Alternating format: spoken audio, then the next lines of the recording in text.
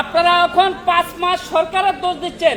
আপনাদের হাতে পাওয়ার ছিল, ডাক্তার ইউনূসের হাতে পাওয়ার ছিল, মাউতাইল 17টা কবর আপনারা একদিনের জন্য যান নাই। আপনারা শহীদের বিচার ওই 2 বছরে করলেন না কেন?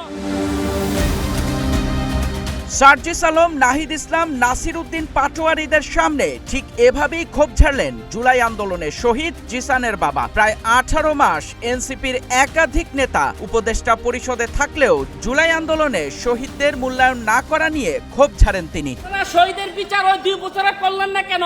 ওই 2 বছরে যারা আহত, আপনাদের কাছে পাওয়ার ছিল, আপনাদের সম্পূর্ণ অধিকার ছিল। জাতীয় নাগরিক পার্টির এক অনুষ্ঠানে সম্প্রতি মুখোমুখি হন এনসিপির সামনের সারির নেতারা, আর সেখানেই তৈরি হয় এক হৃদয় বিদারক পরিস্থিতির। দীর্ঘদিনের জমানো কষ্ট আর বিচার না পাওয়ার যন্ত্রণা নিয়ে সোচ্চার হন শহীদ পরিবারগুলোর স্বজনরা। আপনারা শহীদের বিচার ওই 2 বছরে করলেন না কেন? আমি দুইটা তাজা প্রাণ হারাইছি, আমি জুলাই যোদ্ধা, আমার সন্তানের বিচারের জন্য আমি কেন রাস্তা করব? এ সময় জিসানের বাবা সরাসরি প্রশ্ন তোলেন এনসিপি নেতাদের ভূমিকা নিয়ে। মঞ্চে থাকা নেতাদের প্রশ্ন করে তিনি বলেন, সরকারি কিংবা ক্ষমতার কাছাকাছি থেকেও বিগত দিনে শহীদ ও আহতদের সঠিক মূল্যায়ন কিংবা বিচারের কার্যকর উদ্যোগ কেন নেওয়া হয়নি? এমনকি মাতুয়াইলে 17 জন শহীদের কবর থাকলেও একদিনের জন্যও এনসিপি নেতারা কেন সেখানে গেলেন না, এমন প্রশ্ন করতে দেখা যায় তাকে।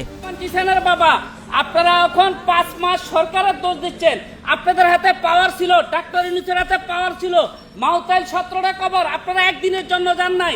আপনারা শহীদের বিচার ওই 2 বছরে করলেন না কেন? ওই 2 বছরে যারা আহত, আপনাদের কাছে পাওয়ার ছিল, আপনাদের সম্পূর্ণ অধিকার ছিল। আমরা বিগত 2 বছরে আমি আমার 2 জন প্রাণ হারাইছি, আমি দুইটা তাজা প্রাণ হারাইছি, আমি জুলাই যোদ্ধা, আমার সন্তানের বিচারের জন্য আমি কেন রাস্তা করব? পরিস্থিতি বেশ উত্তপ্ত হয়ে উঠলে শহীদ জিসানের বাবার বক্তব্য থামিয়ে দিতে চান স্থানীয় এক এনসিপি নেতা। তবে সন্তানহারা এক বাবার আত্মচিৎকার মুহূর্তেই স্তব্ধ করে দেয় পুরো মিলনায়তনকে। মেহেদী ইসলাম সোহাগ, গ্রিন টিভি ডিজিটাল। আমার সন্তানের বিচারের জন্য আমি কেন রাস্তা করব?